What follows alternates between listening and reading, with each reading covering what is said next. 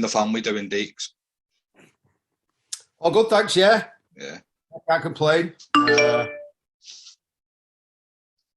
man. So before we get stuck into your rugby story, where was it for a young Paul Deacon and who lived with you, mate? Rugby. So where was you brought up as a kid? Yeah, sorry, cut out with a while. Right. In Wigan. Been in Wigan all my life. Just the centre of Wigan, really. Right. By my parents, only child, no pets. So, yeah, a lonely childhood. No, I'm only joking. Can't complain, a good childhood, yeah. Just a normal childhood, really. Yeah. So, man, so how did become introduced? Obviously, with Wigan being your whole town, there's not about that in football, isn't there? But yeah, rugby. Well, I played every sport as a kid. I have good conversations now with the lads I coach now about how it was different in our day growing up. Like, there was only 3 channels on the telly, wasn't there? And whatever sport was on 3 channels. So every time sport was on the telly, it was like exciting. I remember I used to run home from school to watch the World Snooker Championship and things like that, you know, when it was on. So that sort of kid, that's what I was. I was, whatever was on telly, I wanted to play. Whatever I was watching, I wanted to play. So snooker, when Wimbledon came on, I went down the tennis courts with my dad. Football, rugby, whatever I could watch, I wanted to practice and get into. When did you get took down to a rugby club, was it? And do you reckon you was when you first went? I went when I just turned about 9, so I was 9 years of age, and one of my mates, so he used to play out with on the streets back in them days. His dad said, spoke to my dad, said, do you think he'd fancy a game of rugby? So my dad took me down, and for some reason, I don't know why, I still don't know why, he was at Hindley, which is now Hindley Juniors. I think it was Hindley Giants back then. So I just went down there and loved it straight from the start, Right, and it is in the art, right? I know at that age, it's just a bit of cardio and that, but did you always have that ability to semi-organise even as a young kid? Well, I suppose I did, but I didn't know. I didn't know it at the time.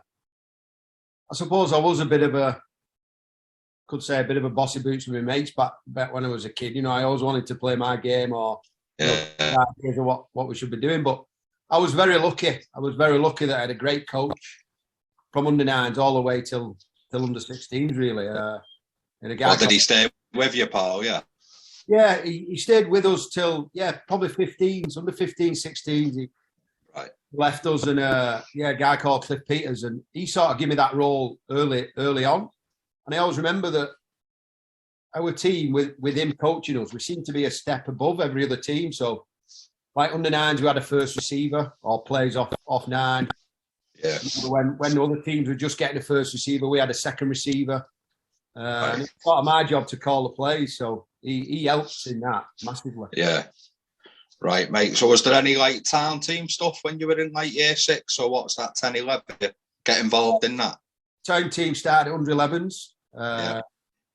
So I actually went for the trials at a year young and just missed out. One of my claims to fame, really. One of my mates wore my shin pads at Wembley because back then it was the under 11s town teams that used to play in the curtain raiser before the Challenge Cup. Okay. So, I missed out there, but then got in when it was my year. Yeah. After then, played in under 11s, under 13s.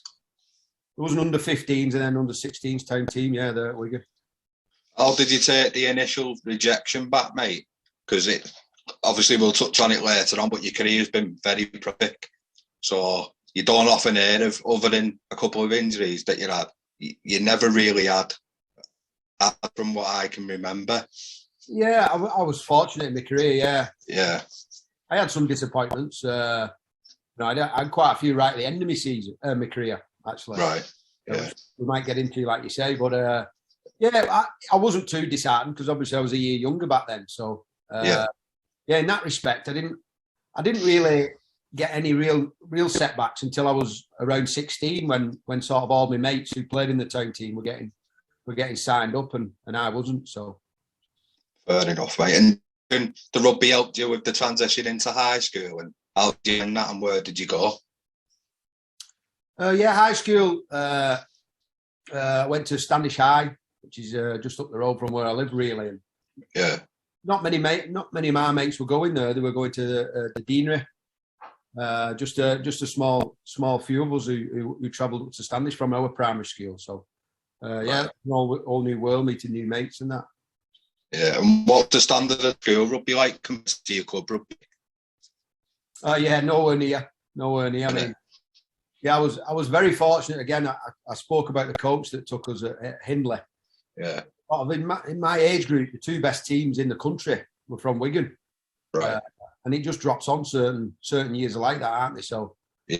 It was us and Oral St James that were going hammer and tongue with each other all through my career, really. And we sort of were getting on top up until about under 12s, 13s, and then they had a lot of lads that grew a little bit before I did. Yeah. Yeah, they started running over us, but probably one of my best victories I ever had was in the under 16s North West Counties Cup, where we beat Oral for the first time in about 4 years. So, right, mate. So, any rugby union cross your path early on? Not at all, no. No, wasn't interested in it. You know, I look back now and you sort of get brainwashed. Oh, rugby union, it's rubbish. Yeah, you do. Yeah. Those 80,000 people watching England, you know, every Six Nations at Twickenham. So, if I'm honest, I grew up not liking rugby union because I was sort of, in hindsight, I was jealous of it. But that's the way it was in Wigan and St Helens. Yeah. You know, Witness was the same. Yeah. I grew up playing rugby league, and rugby union weren't an option really. Yeah. So when did you begin to get looked at and noticed? Maybe was you aware of scouts at Out Path? I was never aware of them at games, if I'm honest. No, it wasn't really in my psyche that I was going to be a professional rugby league player. Yeah, and you know, around 16, I got in the England schoolboys, which was a massive honour at the time. And And like I said earlier, all my sort of mates who I was playing with were getting signed up by Wigan, St Helens, Warrington. Yeah, you know, the three sort of big teams at that time. A few by witness as well, and I was sort of, you know, it's different than it is now. Now we've got scholarships, but there it was just sort of like you got signed up and started playing. Yeah, like a YTS, wasn't it? Yeah, really. Yeah. So, no, none of them were interested in me. So I was quite lucky. I ended up going to Oldham Bears. Yeah. Signing for Oldham Bears. My North West Counties schoolboy coach was assistant coach there, a guy called Dennis McHugh. He was coaching at Oldham at the time, and he snapped me up to go up there to Oldham. So, yeah, that was a great experience for me. It was daunting at the time because I didn't know anyone. I was quite a shy kid, if I'm honest.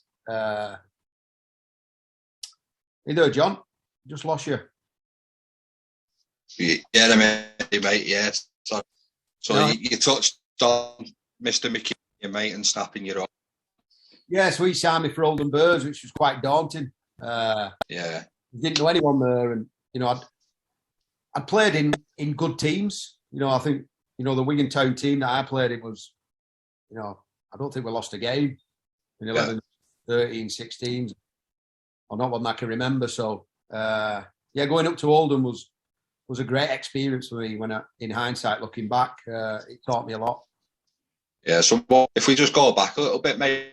So what sort of steps did you have to go through for the England schoolboys? So you'd have started at Wigan, wouldn't you? And yeah, so basically that was sort of picked through the town team. So right, obviously I was in the Wigan under 16s town team, and then got selected for Lancashire.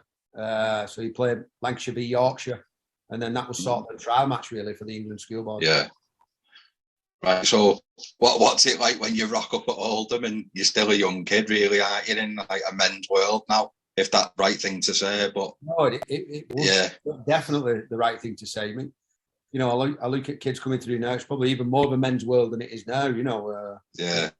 it was daunting. It was, but yeah, it was massive for me really in my rugby career. I always say to people that if I'd have got signed by Wigan or a Warrington or a St Helens or Widnes, I don't think I'd have made it. I really don't think I would have. Right. Going to Oldham was, I had to roll my sleeves up and do a bit of extra work because I played with all the best players in my career, and that was no longer the case up at Oldham. So, I had to sort of prove myself. I learned a lot. I ended up fortunately getting into the A team after about half a season in the academy, playing against men when I was, just turned 17, I think. So, you sort of thrown into the lion's den and see how you cope with it. Yeah, how do you adjust to them environments, mate? You said so you've been in your work playing with some of the best players in the country, haven't you? To having to basically tell seasoned men's rugby players what you want them to do for you. Yeah, well, this is why it was such a great experience from me, because it was hard, but I'll never forget one of my first training sessions. It was on this, if you can call it a field, like the facilities were terrible up there and it was freezing cold, pre-season. And I always remember the coach saying, I overheard him saying, I thought we signed this lad because he could organise. That's what I was told. He didn't know about me, Yeah. I remember thinking, because I was a shy lad and I didn't want to, put myself forward straight away. I was quite shy. Yeah. And I just remember thinking, well, I'll show you. Yeah. And I sort of took over and, did what I did all through my junior career. So, I think looking back, I didn't want to be embarrassed. I didn't want to let anyone down. And I knew deep down that was my job in the rugby field. If I couldn't do that, I had no chance. So, it was a massive learning curve for me, but really good looking back. Yeah, valuable. So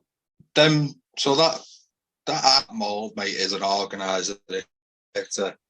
You're like a quarterback, basically. Is that and a leader, mate? And it's something you have for your career, and we'll touch on more. But is it a role you think you're already had in you, or is it something you think you developed in, especially during that Oldham? Obviously, helped that. Yeah, obviously that the development. I think having the coach I did as a kid growing up, but I suppose it was in me.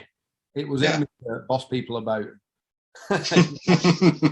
What I don't know, take charge of situations. And I did grasp that.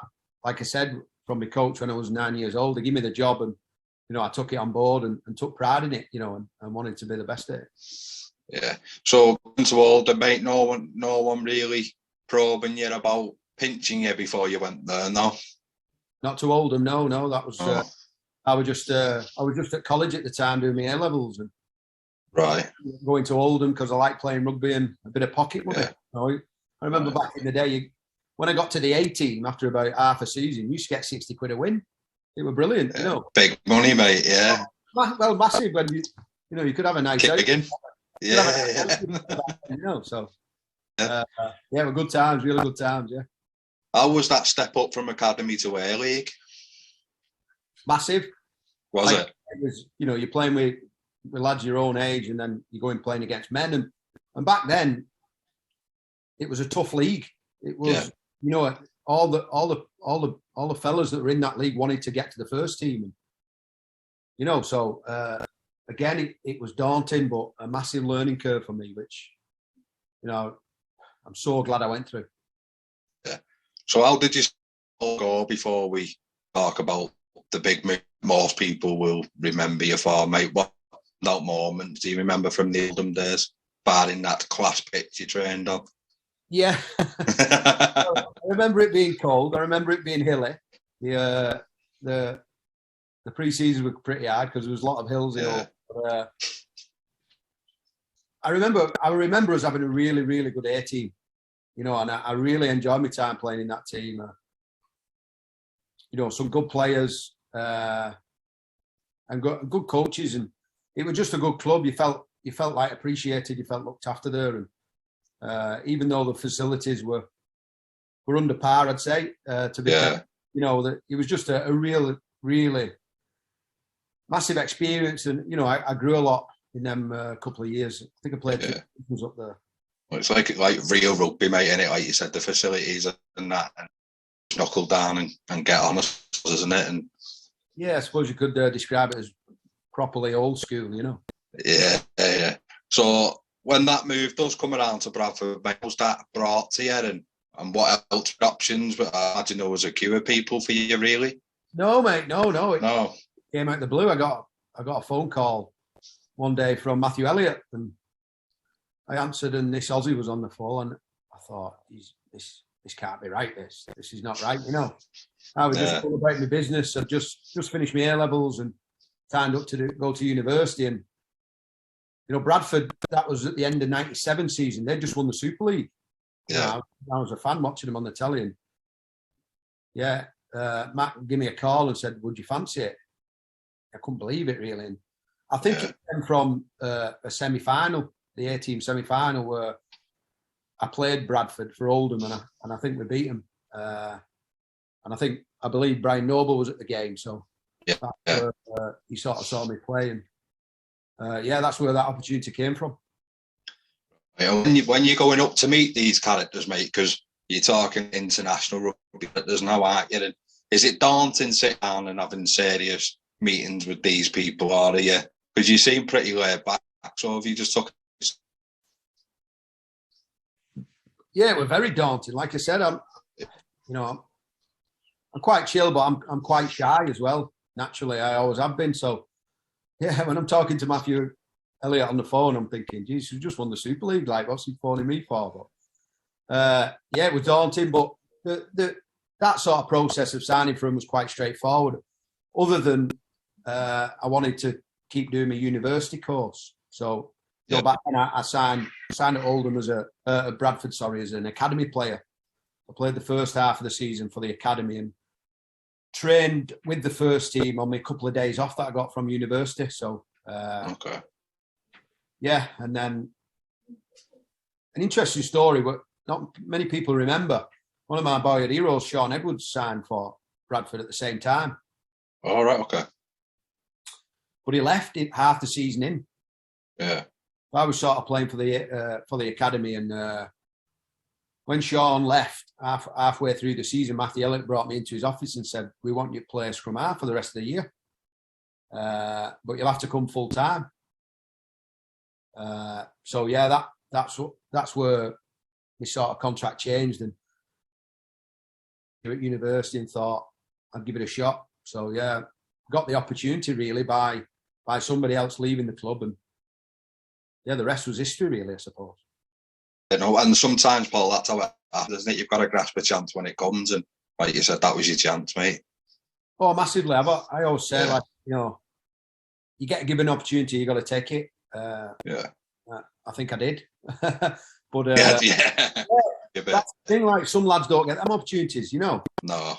Been there till the end of the season, and then I wouldn't have got my shot. I mean, you know, after the next season, he signed Henry Paul. So, you know, if Sean had stayed that season, I may never have got the opportunity, and who knows where I'd be, you know. Yeah. And what's it like? So imagine you'd have been picking his brain, you train, watching how he does, and because the game's very, mate, isn't it? But people understand what you do the Monday to Friday if you sat the game or whatever. So how's that in the week when you're rubbing shoulders with all these types of people?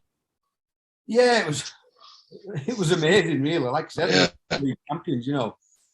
And then obviously they signed Sean as well, who I watched as a kid all through my childhood. So, you know, learning off them. The biggest thing I learned was how to conduct yourself, how to work hard, you know, and how to earn respect, really, from your peers.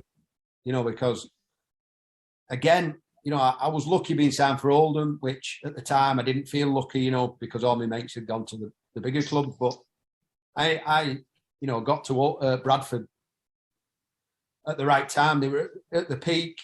You know, there was some real tough professionals there, which I just sat and listened to them, you know, in the bar after games, you know, listen to them in the changing rooms. I just used to soak it all up, and was in more of them really for a long time.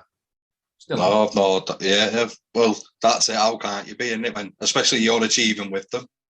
as well. Eventually, so do you know when these, like you've just mentioned a few names, Sean Edwards and Henry, how does that make you feel?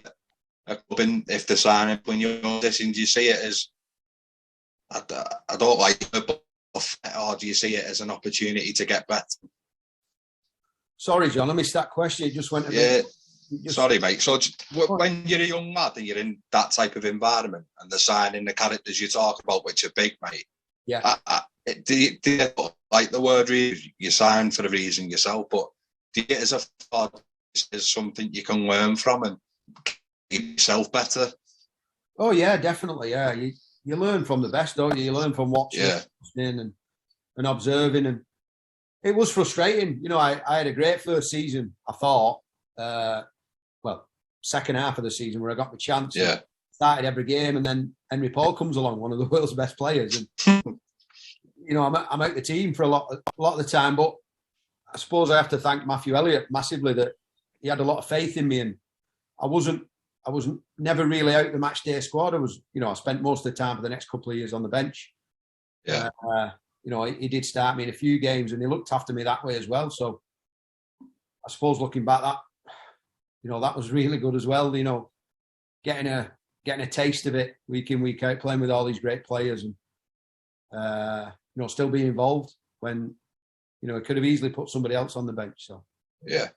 So before we touch on some of your big best memories, was there anyone that have gone during your Bradford days and turned your head sort of there, because you're sort of on top of the world? And you seem like at times you were unplayable, weren't you? And did you ever fancy a new challenge, or was that exactly what you to be doing in the trophies, playing with the big names all the time?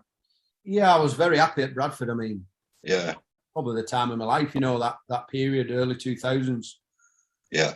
You know, we went to 5 straight Super League finals, and Henry left at the end of 2001, and that was my sort of chance to cement my place in the team, which I ended up doing. So never really thought of leaving, if I'm honest. Because it was such a good time. There was once actually when Brian Noble took over the club and Matthew Elliott went back to Canberra. Yeah. Matt gave me a call and see if I'd fancied, going over there to Canberra. And I think I was 21, 22 at the time. And, just didn't fit at the right time. And Henry Paul was leaving as well. So I thought, right, yeah, chance to really cement my place. So turned that opportunity down. And, who knows if it had gone to Canberra, what would have happened. But, I can't say I regret it with what happened. Yeah, I can't imagine you do, mate. Yeah. So, derbies to play in, the Bradford Leeds derbies for a starter, and is the build up to that game? Oh yeah, massive games. Yeah. Back then, I'm a Wigan fan through and through, and the Wigan Saints derbies was the biggest. You got brought up with that, but when you placed over in Bradford and Leeds at the time, the two great teams, it was just as big. And I suppose it's very hard to compare derbies. I mean, if you live in Hull, the Hull's the biggest derby. Biggest, yeah. Back then, Bradford Leeds were the biggest derby. Saints and Wigan would say that's the biggest derby. So, they're all big because they mean so much to the fans, really. Yeah. And when the cup finals and that you're playing, mate, I understand a lot of the hard work is done well into them positions. It's just about your execution, your diamonds, and obviously you're big, everyone wants it, don't they? But how hard is it to get there? How's the leading up into your cup finals and your grand finals, and what like playing it? Your Wembleys, your Old Traffords, you play Millennium, didn't you? Yeah, Millennium, yeah. Yeah.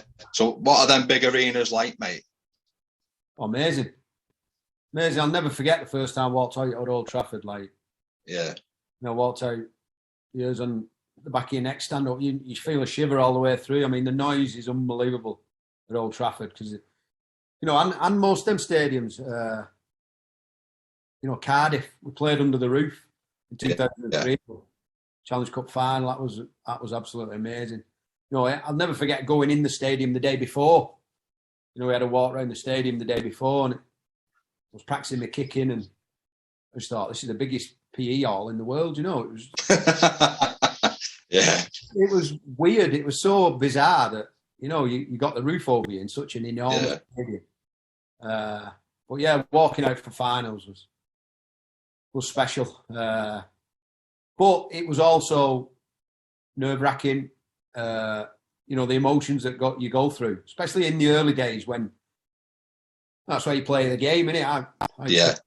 I used to kick a ball on the local rugby field, you know, imagining kicking the winning goal in the Challenge Cup final, and you know, next minute you're there doing it. It's like, you know, it's exciting, but it's also very nerve-wracking, and you know, you don't want to let anyone down, you don't want to let your teammates down, all the fans. And I'll never forget, it's very hard to explain, but the first 10 minutes of the final, you feel so unfit, and I think it's all the emotional energy that's burnt up during the week and the build up to it, and you know, such a big occasion. So, you know, I can understand that when you see players sort of like in finals, and you think the nerves and, you know, the sort of anticipation of it all through the week. Just you get out there, it takes you a while to get your second wind. Yeah, I can imagine, mate. I can imagine. So what settles that, mate? Like an early touch, or would you have like ideally an early score settles anyone? But yeah, things like that do help. 100%. Yeah. I think the older, more experience you get, the more finals you play, and you sort of like the emotions aren't the same in the build up, so you learn how to control them. You know, and you learn how to, you know, when you are getting a bit carried away, you can't sleep at night, just to switch off and say, you know, it's just another game. Yeah. So, you know, that helps, experience helps. But yeah, when you're in it, you just have to get through it. You just have to keep going. You sort of get wind after about 10 or 15 minutes where the feeling in your legs come back. So when did it come a point in your career when you maybe got lent on to share that with people that had been in your shoes, if that makes sense? So when did you begin to be that influence on people where it's like, listen, we've earned the right to be here, don't do nothing we haven't done? When do you get to impose that, or when you're ready to? Yeah, I mean, it's very hard to impose that on someone. You know, you have chats with your teammates, or, you know, share experience in team meetings every now and again, but that sort of stuff doesn't happen loads. You know, you can tell somebody, but until they've gone through it, it's very hard for them to understand. Right. But yeah, and, you know, like I said before, that sort of period from 99 to 2005, I was fortunate to play in a lot of finals, and it's probably only when you start not playing in them that you look back and think, Jesus, you missed them. You know, you missed that sort of like end of season sort of, you know, finish. Finish and build up to the year. And, you know, unfortunately at Bradford, I went through a few years of that up until I signed at Wigan in 2010, where then it was probably, it was sort of that time where I looked back and thought, right, yeah, this is just another game now, you know. Yeah. You know, and try and, you know, it's not, and you know at the end of it, but the experience and the, you know, that what you've been through as a player teaches you that you know, you can't win the game in the week or on a Friday or a Saturday, you know. You only win the game as the whistle blows. So don't get too overexcited before that happens. I'm not worried, mate, but you never, because valuable you were for a spell, you might get a few for granted and just thought you'd be there at I think that's a fair comment, John. Yeah, I mean, it was happening at five on the trot. I think it was 6. That's what I mean. Yeah. Years, you sort of, you just sort of on a roller coaster sort of ride, and you just swept away with it. You know, you training every day, you work hard, you play hard at the weekend, and you do it again, and then you end up in a final, and it's like you don't really know how you get there. You know, you're just playing rugby. You know, you're just in every minute and trying your best. Or that's how I felt. And you know, next minute you end up in semis and finals, and just very, very fortunate to play in such a good team, great player. And not about player yourself, mate. You come away with Daddy Sunderland, the listeners and watchers that might not know that's man of the match on the big day, isn't it? And how the game's done, or in the last 5 minutes when you hear that, Does it hit you then, or is it when the whistle goes you realise you've had a big part to play in it? Yeah, certainly not when you hear it when you're playing. Yeah. Well, not I did anyway because we were losing. Sorry, mate. We lost that. It was it was the famous voluntary tackle. 2002, where I could have had a chance to kick the goal and win the game. But yeah, at the time I'd have given anything to give it back and we'd have won the trophy, But yeah, I don't personal awards like that. Yeah, I'm proud I achieved that, but I only achieved that because my team played well around me, So yeah, I understand that it wasn't that I could grab the ball and score a 90-meter try and beat 5 players. I had to have even though you could. I could. I wish. So proud that I'm engraved on the Harry Sunderland and always be grateful for that. But it's only because the team played well around me, and unfortunately we lost that day. Yeah, and you've touched on it a little bit, mate. And so goal kicking, what about the goal? Did you enjoy it for that? And did you see it as like the one moment you get individual challenge, or did you just see it that you've got a good boot, your strike rate's pretty good, and it can influence the result more than the personal challenge? Well, yeah, I suppose goal kicking started when I was a kid. Yeah, just watching, going to the Wigan games, watching Frano Botica.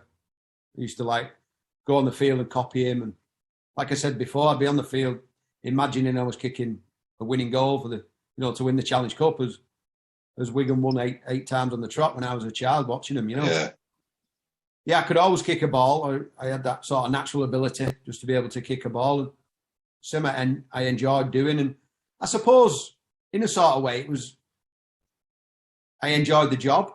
Yeah. I enjoyed the. Sounds a bit like egotistical or big-headed, but there was part of me that, especially growing up, I like people saying, "Oh, you can kick a ball. Have you seen this lad kick?"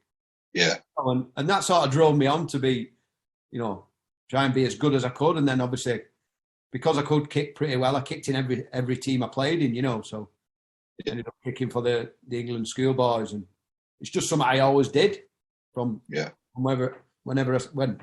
when I started at 9 years old, and carried it on into my professional career. Is there many kicks where we all kick messy, but sometimes there's some that you're it and you just know it's happening, don't you? Other times you feel like you've probably snatched at it and it goes over. Is there any that have stood out to you as being like, I don't know how I've kicked it, or any that you've hit really sweet but it's missed? Is there any that stand out? Or not really. Not goal kicks that stand out for that reason. Stood out for good reasons, but there was plenty where I didn't quite connect and they went over. I was thinking, got lucky there. Yeah, with all the hard work in the week, all Deeks in it. Yeah. Well, I suppose it is. Yeah. So, but I'm a golfer as well, and the golf ball does strange things at times as well, and it's very, very similar to goal kicking. So yeah, I think in a way that playing golf as a kid and I still do now, it always helped me with my goal kicking. That you got to shut everything out and just focus on the process, which is hard to do at times. Even the professionals can't do it all the time. I certainly didn't do it all the time, and got lucky with a few. Definitely. Yeah. Well, you got the up, mate, haven't you? So, did you come about to finding out you made team of the century at Bradford, mate? And what did that mean to you? Yeah, I mean, it was amazing. To be in that team was very humbling, and I'm still a bit speechless by it now. I still can't believe that was in it, and the players that played before me, but maybe because Bradford was so successful in that period that I was there, may have swayed people's opinion and that sort of thing. But yeah, it's an honour to be in that. Amazing, really. And did he have many old boy events so you can go and catch up with people? Because I know a few obviously we'll touch on Sale in a bit, but Mike, isn't he? Jamie's there. So there's a few ex-Bradford lads at Sale with you, isn't there? Yeah, there is, yeah, but no, don't they? Gets-togethers. We had one, it was a while ago now. We had a dinner over at one of the games where quite a few of us turned up, and we had a night out, which was great. But yeah, I keep in touch with a few of the lads who I played with. Obviously, I work with two they're at Sale now, and Jamie Langley and Mike Forshaw. And I'm still in touch, close touch with Rob Parker, who I played with at Bradford, became a good friend of mine. But yeah, not many others where I'm in regular touch, but you know, any other sportsman I think will tell you, John, that once you bump into one, you know, it's like you met him last week. You know, it's straight back where you left off, really. So that's special. Them relationships you build up that way. Yeah, the sport's very out on its own for that. Only feels it, doesn't it? It's go anywhere in the world, mate, and bump into someone you've played with, played against, who's followed your career as well, mate. Is like me arriving here at Wigan the other week, like you don't get a chance to reflect that much. And like I asked you, and it must be nice to catch up with them. But some of the stuff you've been through, is people could understand what being. No, that's right. Yeah, you know, sounds a bit cliche, but you know, people call it a special bond, and I suppose it is. It's a good way of describing it, that it can never be taken away from you what you went through. And you know, rugby league's a pretty tough sport as well. So you know, the training sessions, the games, all that sort of stuff that you've been through. You know, and when you win the trophies as well, you know, that makes it extra special. The ultimate reward, mate. So what signings really wowed you at that spell at Bradford? You've made really astute signings, and when I can't remember one, like I don't like them again, but flop.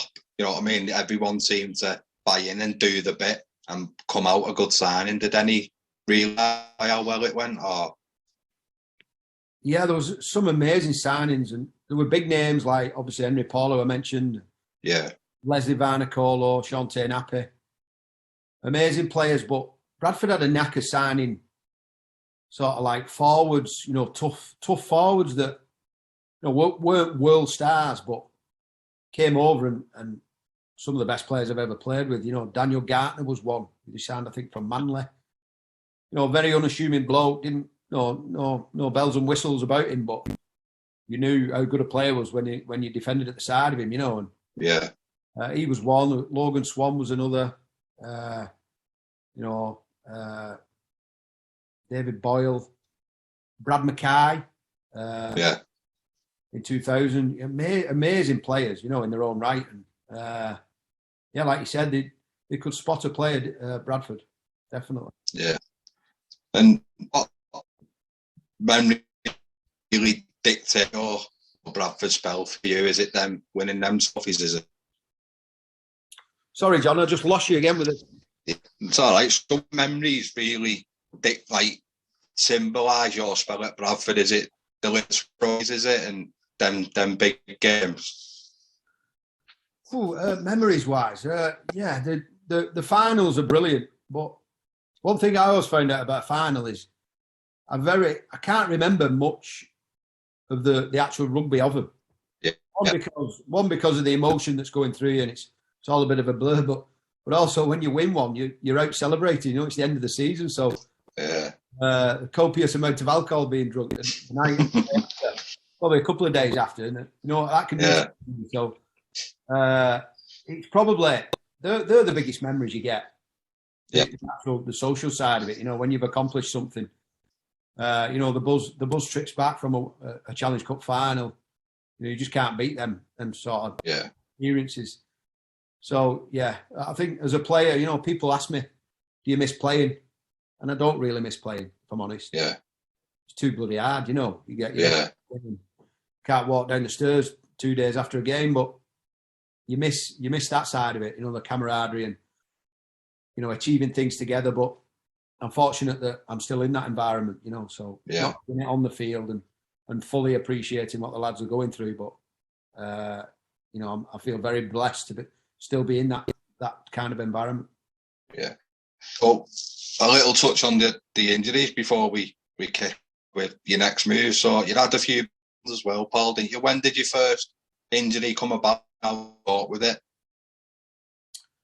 Well, it wasn't a major injury, but one of my first injuries I had was I was playing at Oldham for the A team.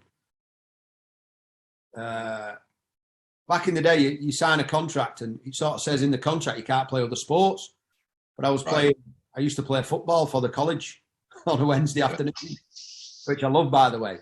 Yeah. I remember playing in a semi-final of the cup and going down the right wing and getting chopped down and rolling my ankle.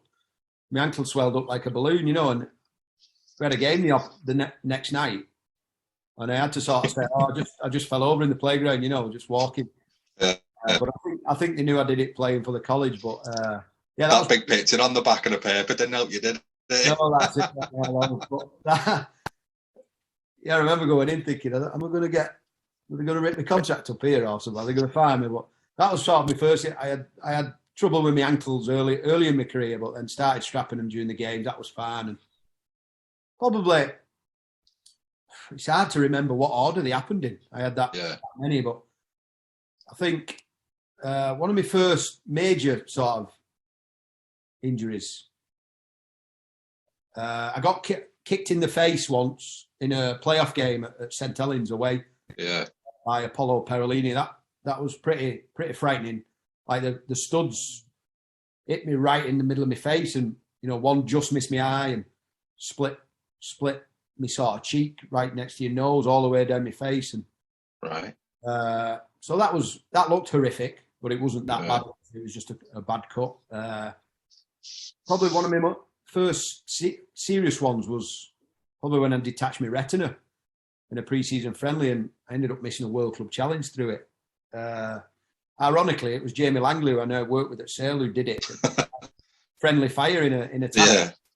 He came from the other side and ended up punching me in the eye. And he went like looking through tracing paper straight away, and I thought, I've done something here. What have I done? So the doctor sort of took me off, said, you'll have to come off. And then I'll never forget it, went to see the specialist the day after. And she said, yeah, if you don't get operated on in 2 days, you'll lose your sight in your eye. So, that was quite serious. So, she told me to lay down for 48 hours before she could book me in to operate. And then that was a strange one in itself, that the operation, they sort of like, I've been told they pop the eye out and rest it on your cheek, and then they stitched like something on the back of my eyeball and then injected it with some gas. And I had to lie on my right side for a week. So I woke up from the operation and there was like I could see a bubble in my eye, in my vision, like looking through a bubble.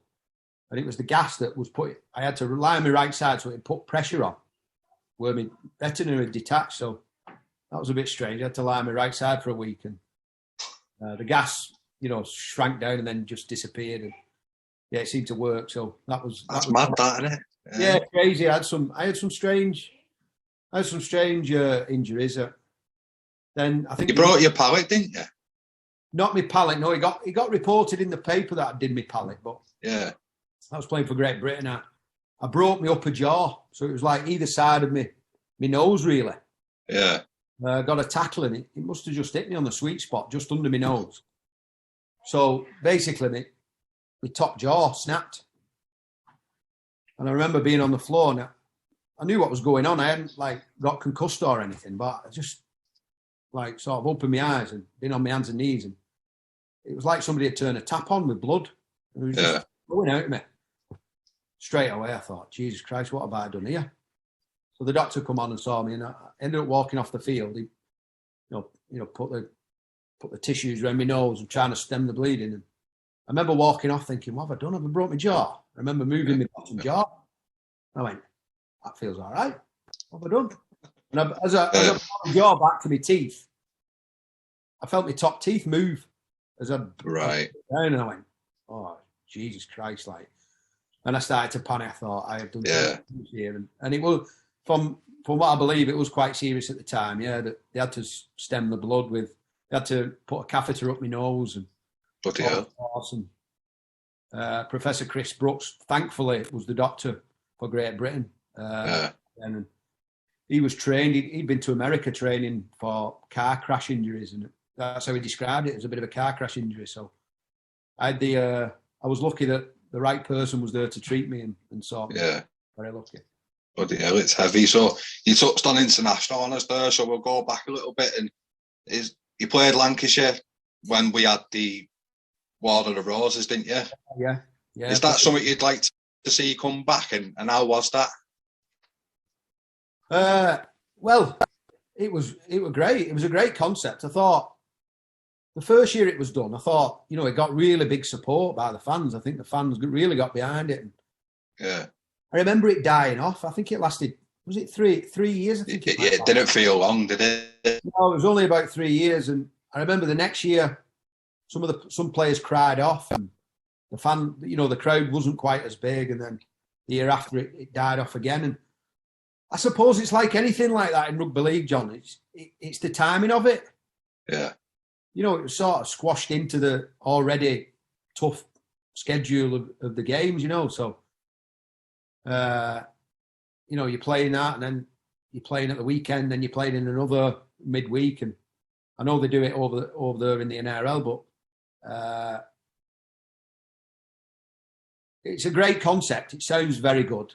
Yeah. But you've got to do it in the right way, Yeah. Have a place for it, a purpose, weekend or whatever. A purpose of, obviously, Lancashire versus Yorkshire, but, it could be that, we pick the England team from it, or something along them lines. But, just throwing it in every now and again, it doesn't become anything, does it? It needs to... No. State of origin, I think, nearly didn't get off the ground in that early days. And then people started to buy in. So how you get people to buy in. And I think if you do bring it back, pretty similar to this week, really, that's coming up, it's got to be sort of like on a standalone sort of fixture, or... I feel that, mate, yeah. Or done some other way, but then the clubs, aren't getting the revenue, or the season then becomes too long. And, it's a hard predicament to sort out. And then when you get called into a Great Britain camp, mate, how does that come about? And what do you remember your first ever moment walking? And was that daunting again for a young shy halfback? Yeah, very daunting. Yeah. It was 2001. I got called up for it. I think it was the emerging England side. So would that be the Knights now? Yeah, so the Knights, I think it was 99.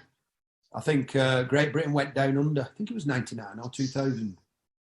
Yeah, 99 it was, yeah. 99, I got called up for the emerging England team, and I think Great Britain went down under in 99. That was my sort of first taste of professional international. Yeah.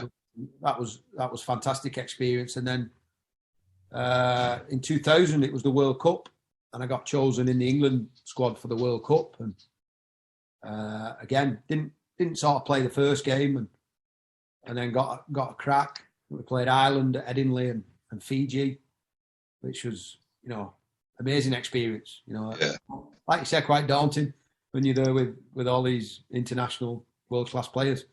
But amazing experience, and, makes me feel, quite honoured. I was very honoured to represent my country, as I was at under-16s in the schoolboys, Yeah.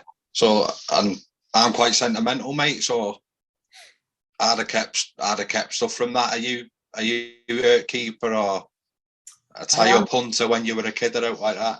Well, no, not massively. I've kept all my jerseys. Yeah. Or all the ones I did end up keeping. It's funny you should ask that. My lad, he's 14 now. He asked to get them down about 2 weeks ago. So I had them all down. All right. We tried a few on. We was laughing. Yeah. He actually he filmed me. He filmed one of my Wigan tight ones. So I told him, why don't you wear that to the Challenge Cup final? But he said, no, I'm not doing that. He should have, shouldn't he? I want to let him anyway, but so yeah, in that regard, I have kept my jersey and kept some memorabilia, and obviously I've got my medals, but if I'm honest, they're most of it's in a bag in the loft. Yeah, that's fair enough. And well, I've actually, John, I've got I've got two shirts up in my house. They're actually in the kids' playroom where they play on their Xbox. I got them framed while I was playing because I played against Andrew Johns. Yeah, one of the best ever to do it, in my opinion, in 2001. So I remember sprinting over at the final whistle trying to get his shirt off him. Thankfully, we swapped shirts, and then he won the Golden Boot in that year as well. And then the year after, we played against New Zealand, and I ended up swapping my shirt with Stacey Jones at the end of that game, which again, I think he's probably the second best to ever do it in that position. He was good as well. So. Yeah, they're the only two shirts I got framed and I've kept. Right, and going and playing against Wigan before we talk about the moves of Wigan, did that have an extra little edge for you, or? Yeah, massively. Yeah, I can't shy away from that. There was something in me that I always wanted to, beat them. One for bragging rights with my mates, right? Home centre back in the day, but also I think there was a little bit in me that wanted to prove that they missed out on somebody, back in. Definitely. Yeah, I can't lie about that. It did feel like that, yeah. So how did the move come about, mate? And it's sort of like a fairy tale ending, isn't it? When you can go up and see how you're playing days there, but not only see how heavily contributed. So you were playing as well. It wasn't like it was a token gesture, for a better term, if you understand what I mean. You went and you actually had an impact there and done a job there. So I'll did it out. And yeah, I think you summed it up pretty well there, John, with the ending it was. It came about out the blue again, as these things normally do. I was on holiday in Egypt with my family. I got a phone call from my agent. Said, Wigan are interested in signing you. Would you fancy it? But you've got to bring a camel home. But I've got to what? Sorry. Got to bring a camel home with you. Yeah, something like that. So that was in the middle of my holiday, and I'm like, well, what do I do here? And I think the thing that swayed it is they offered me a year's playing and then a coaching contract. Yeah. And that was the deal. And I think that definitely swayed it for me, that, having that sort of security of a job when you do hang your boots up was massive for me. I mean, back then I was, I had a bit of a grumbling knee, and, I was getting on a bit, and I was thinking, right, how long can I do this for anymore? Yeah. And to be offered that job in my hometown where I still lived, was too good an opportunity to turn down. So, that's how it came about. I was on holiday and then spent the next 3 nights of the holiday worrying and, mulling it over and thinking, well, the right thing. But ended up doing the right thing. I think it was the right decision. And, I'll certainly don't regret going back to Wigan. So with or without the coaching option on the end, is it something you'd go to, do you think? Is it something you'd have pursued? Oh, yeah, I would have definitely thought about it as well, yeah, definitely. Yeah. Just to go back to my hometown club. But, it's like, it is professional sport, so, you've got to look at what deals on the table as well. To some fans that might sound wrong, but it's got to work, Paul. Yeah, it's got to work. Yeah, and it worked. I did take a pay cut to go to Wigan, but I did that for the right reason to then be on the staff after my career ended. So that's how I made the decision. So let's chat about your spell at Wigan, mate. So it was, again, there was trophies involved. It's a semi-new environment for you because you're, like you said, you're a Wigan lad anyway. And then I'm guessing your roles slightly changed as you're probably an on-field coach, won it anyway, being in the arts. But how do you nurture a bit of game management into young players at Wigan? I'm guessing that was part of your role, Paul. Yeah, it was, but I tried to do that, and I tried to help the younger lads coming through with my experience. I started coaching the academy with Matty Pete, who's now the head coach at Wigan. Yeah. So me and him took the academy while I was playing there at Wigan. But if I'm truly honest, there was one guy that changed rugby. I think in this country as well at the time was Michael Maguire. who came up at the same time as I signed for the club, and I think all the lads that were there before me would back me up, saying he changed everything at Wigan. He changed the culture, you know, and they had a great. Do you reckon it? Sorry to interrupt. Do you reckon it needed doing though, Paul? Oh, 100% it needed. Yeah. I mean, you know, like I say, I think the lads that were there before me would back me up and say the same thing. That I got the feeling that I remember pre-season thinking, Jesus, there's some athletes here. You know, this is a step up from where I come from at Bradford. But they weren't achieving anything. And I think a lot of them players there needed Michael Maguire to come in and change that culture, because he did, and the lads really put to it. You know, that was the feeling I got of an outsider coming in to the Wigan team, that, you know, they wanted that discipline. They wanted, you know, that driving forward, which Michael Maguire and his staff, Mark Bitcon and Wayne at the time certainly did. Right. And what about them big moments? How's winning a trophy with your club, which Wigan are your club, aren't they? How are them feelings, mate? I think you're at that stage we've gone where it's not another game. You go about your business as it is. Yeah, you still have them feelings. You know, you never get rid of it, but you know, you learn how to control them. But yeah, I remember, you know, I've not played in a final for 5 years. You know, Bradford had sort of gradually declined and not even getting in the playoffs. So I just felt really lucky to be back there for one. Yeah.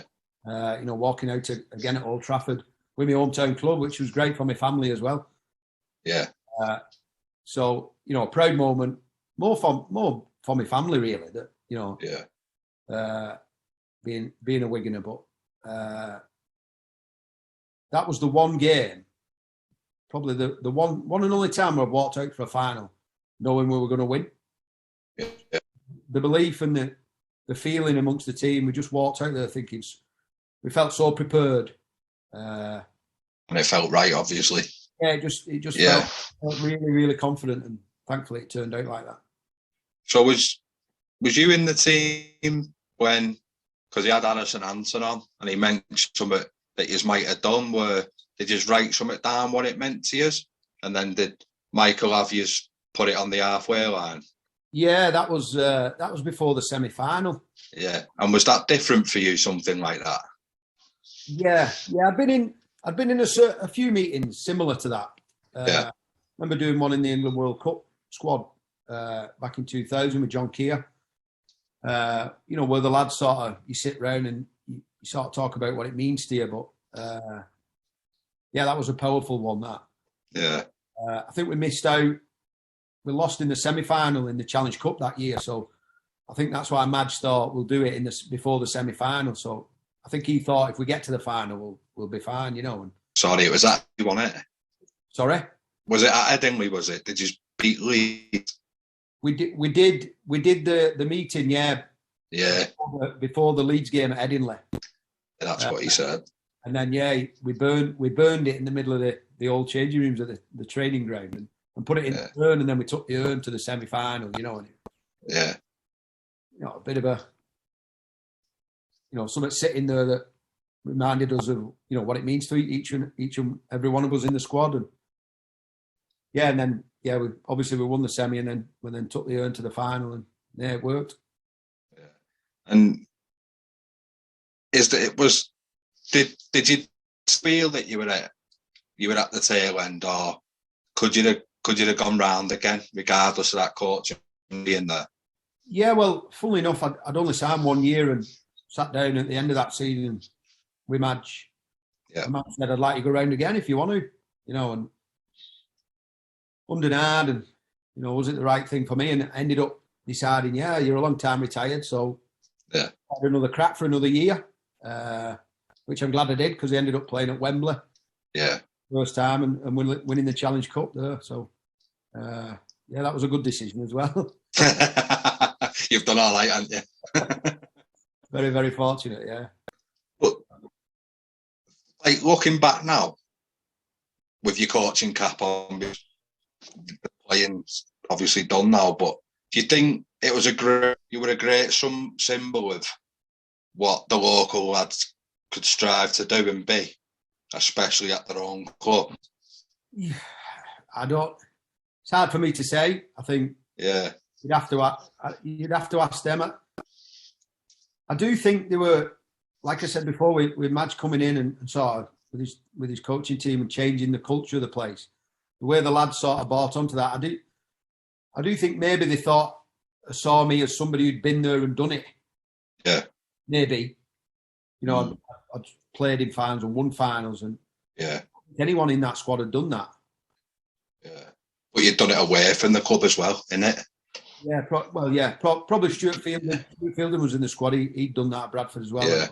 He sort of went earlier, didn't he? A few years before that, and sort of saved them from relegation. Yeah. So maybe they saw me as that type of figure, but I think they soon realised I weren't that type of figure. It's just a normal. Maybe tried to boss them about on the field. That's all. Yeah. No, because I feel it may be, as much as I buy into the likes of Lockers, Faz probably now a one-man club, doesn't it? A one-club man, sorry. Maybe it's harder to get. Everyone expects them types of players, and I won't get them and going the long way around it. But if someone's been away from the club and come back to the club, it shows the path what your team can do for you, I think, a bit more, if that makes sense. Because Lockers has always been there. Faz has always been there. Like Sam Powell might always be there. Yeah. If that makes sense, does it take a bit of a buy-in to understand that you've not been at the club and you've come back and it's your club, rather than that you've just been part of the furniture? That's difficult because they bring big players in. I'm not underselling what Lockers and Faz and Sam Powell. No, I sort of get what you're saying. I mean, them three players, Lockers and Faz, I was fortunate to play with them for them 2 years and go on to coach them. They're amazing players, but also amazing blokes. Great fellows in their own right. I don't know. I suppose it's like anything, innit? It's like, me going back to Wigan sort of like reinvigorated my career in a way that, I've been at Bradford for 12 years and walking into a different changing room where you don't know anyone, it's sort of, it's exciting and nerve-wracking in the same amount. So, I still got that as a 30-year-old, having been at Bradford and been successful, I was still nervous walking into that changing room. And shows it matters, though, doesn't it? Yeah, but also, would they take it to me? You know what? Yeah. Because ironically, apart from Michael Maguire and the coaches team, I was the only signing that season. So, it just goes to show what Madge and Mark Bitcon and Wayne brought to the team, that how they changed them round. So, coaching, mate, what, without knowing it, do you think you've picked a bit from everybody you've played on and took it into your own style and done what you can with it, without knowing, probably? Oh, yeah, without doubt. I mean, I did know at the end of my career, because I think it was probably around the end of 2006, I got made captain of Bradford.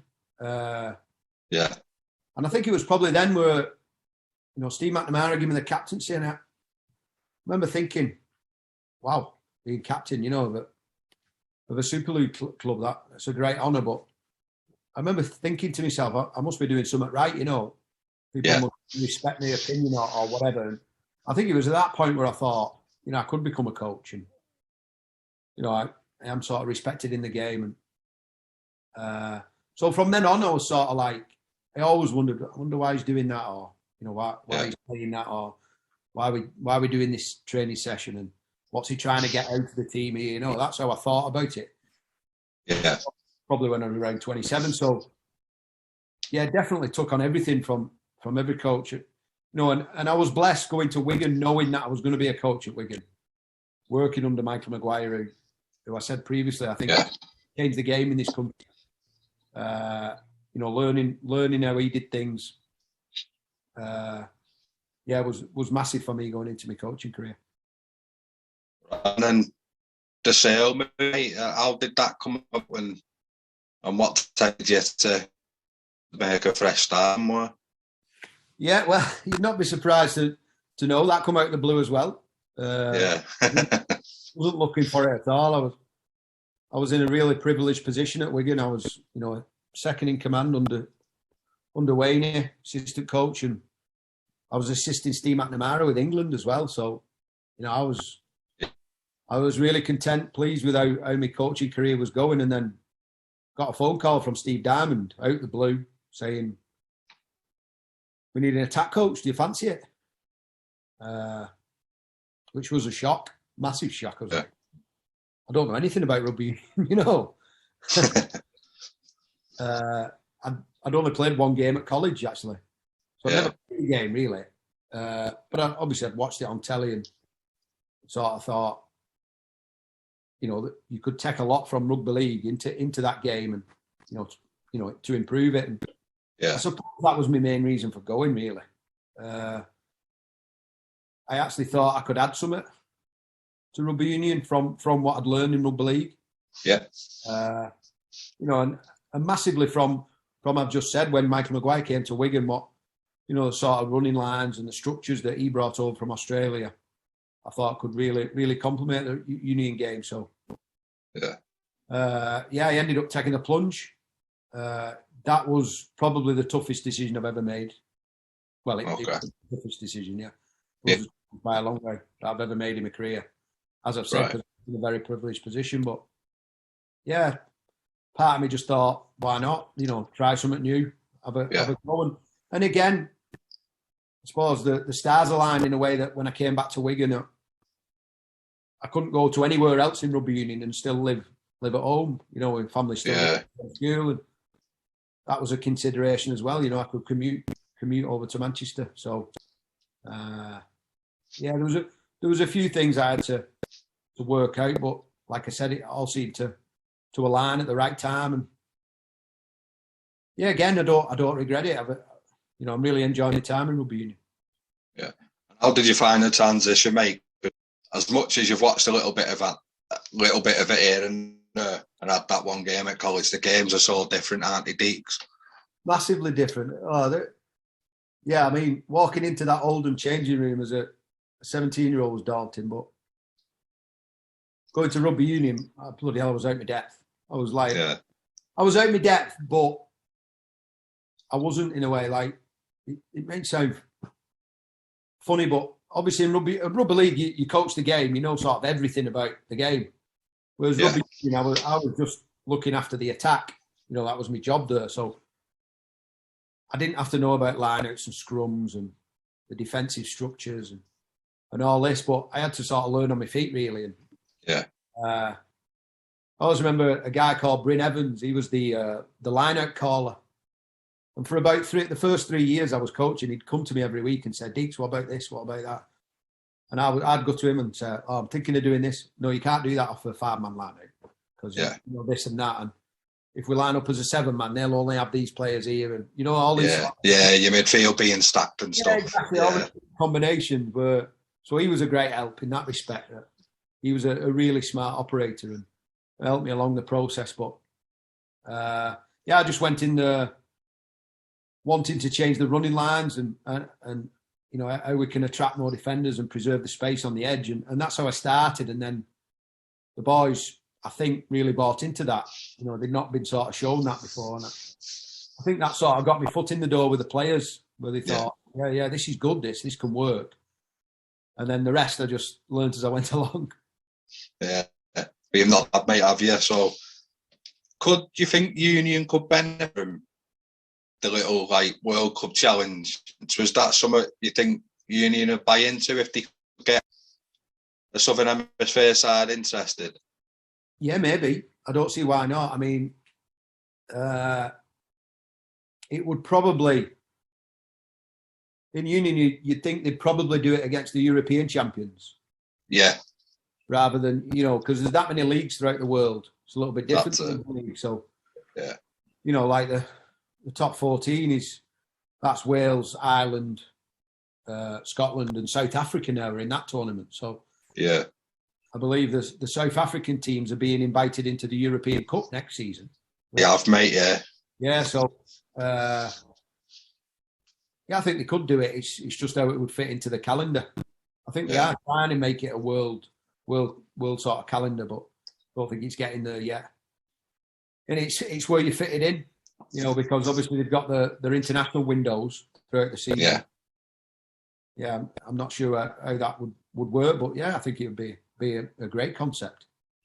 And how do you find the difference between Premiership rugby and European Cup rugby? Do you find it a different mix and battle, do you? Yeah, a little bit, slightly, yeah. The French teams are enormous. They've got the biggest men I've ever seen in my life, like playing in that French team.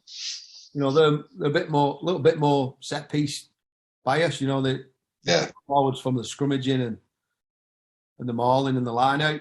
And the backs they do play off the cuff a little bit more, I think, in France. I think the top 14 league where you get the Irish teams and the Welsh and the Scots, and they play a bit more. They let the ball in hand because there's no relegation in their league. I think helps that. So that's the fascinating thing I've found about rugby union, that every game's different, whether it's in the Premiership or you watch a Six Nations game or you watch Super Rugby. Or even the Prem Cup, maybe, when you've got a few fringe players in and that. 100%, yeah. They want to prove themselves. Even in the same league, you can win games differently by doing different games, and different teams use different tactics. So I think that's the thing that's really, really interesting in the rugby union game. That I find that one game you can have a really open game where the ball's in play for a long time, and then you play the next week, and it's a discipline battle, isn't it? Exactly. Yeah. The team can kick the ball if they want more, and it's a more tight game, and it's winning the set piece. So that can be frustrating at times, especially for an attack coach. Got to say, I bet it can. Yeah. But you learn to live with that, and that's the game. Them the laws of the game. That's what they play to, and each team tries to find the best way of beating that team on that given game. Yeah, and I think especially this year, mate, which you'll know yourself because you've seen obviously every team, but I think we've had a lot more rugby in the Prem because of. I'm not saying it's going to be a dumb thing in that, but because we have sort of ring fenced it this year, haven't we? Yeah, well, there's no relegation this year. No, that's it. And then obviously the grounds of the two teams that could have come up weren't deemed good enough, but that's a different thing. But do you think that would make the fact that you don't have to worry about going down, so you can play a bit more? And maybe I don't. If I'm truly honest, I don't think it will make that much difference because you want to win a game, whether you're going or whether you're not. You know what I mean? Yeah. So I do believe that. I don't think it'll change that much because it's not like, we can throw the ball away today. We might lose. We're not going down. You don't. Not having any team think like that way. You want to win that game. So So I just think it's the game's ever evolving. You know, and some games, the Super Rugby's, the ball's, flung out a lot more, but, they're playing the sunshine and dry fields, and that's very hard to do in the depths of January and December, isn't it? So it is, mate. Winds and the wind coming down. So you got to play the conditions as well. So, we'll just see how it goes. But, I think I would like to see the game evolve in the fact that, there are a lot of stoppages. That's probably one thing that really frustrates me. Like a scrum. If there's a scrum, a prop forward can drop to his knee and then the medic comes on and or there's a reset and all that. Yeah. Stop the game because he's a prop. He can't do the scrum with it. I think that has got to be looked at. That because there are little tactics there where teams can time waste and upset the rhythm of the opposition. Yeah. You got to be able to cope with that, but I'm not sure how they can do it. But I do think that needs looking at. I know they're stopping the water carriers being cold. I know they're on the water carriers. If say it's a set piece, then the water carrier will be the scrum coach, for instance. Yeah. Or if there's a break, so they're stopping that degree or making it only one. I think you're right, and the video ref has a lot in it, don't they? So you could be 6 phases on an incident, and he'll still tell him, or something's happened, getting it up. I'm not saying right or wrong. I quite like the fact that it's to use it sort of thing. But do you think it might have a bit too much of a say? I'm not sure about the TMO. I think the process of coming to the decision can be quicker. I think they can really slicken that up, because they do go back and forward and have a chat to each other, and they want it right. I understand that, and everybody wants it right, but I do think there's certain calls where it's like, yeah, that's a penalty, and that's the end of it. Get on with it, type thing. Yeah. But I do think that sort of TMO in rugby union, they do it really well. I think they do it the best. I think so. Yeah. Sport that I've seen, probably American football do it really well, but that is a stop-start game, so it's a lot easier to do in that game. Like you said there, where they can go back 6 phases. At least the game's been carrying on. Yeah. So I quite like the way they do it. I think they do it really well. I just think it can be sped up. Yeah, I do think it works personally. I think that's one of the things we stand out on really in rugby union, is that that's right. Yeah, 100%. I mean, look at VAR in football, Oh, I don't know, mate, yeah. That's another conversation altogether. Right, mate, so it's that time of the chat where I asked you a few daft questions. So any pre-match superstitions? No superstitions, no, but I had a routine. I had things in order. And I like to get a rub, so I had to get my ankles strapped before I had the rub, otherwise the tape wouldn't stick to my legs and them sort of things. And so I had a routine only to get through the time, because you used to be in the changing rooms for about an hour before you went out for warm-up. So I had a routine, no superstition. Yeah. So the toughest player you've played with against, mate? That is a very tough one. There's been loads. Back in the early... The definition's different for everyone, isn't it? Of course, yeah, but stereotypical tough player, I'd say. Early days, Bernard Dwyer. Yeah. Probably middle period, Adrian Morley. Remember him coming over playing for Bradford at the end of one season when he came back from the Roosters, and he was immense. And probably the end of my career I played with, probably Mickey McLaurin at Wigan. Yeah. He's definitely one of the most, he's up there, most mentally tough. Popular choice, Mickey Mark. Yeah. Tough. Yeah. So your favourite away ground, Deeks? In rugby league, I used to love playing at Hindley. In the derbies. That's a popular one, Hindley, yeah. But I think as a stadium, I'd probably say Hull, the new Hull Stadium. Yeah. That was really nice with the filled-in corners. But I'd say for atmosphere back in the day, probably Headingley. Yeah. Right, mate. So if you've had a few and it's end of season, you're celebrating, the mic's ended up in your hand, mate, what you giving us? It'd be very badly, but I'm not very good on karaoke. I don't do it very often, but when I have done it, I've done You Can Call Me Al by Paul Simon. Class. Brilliant, mate.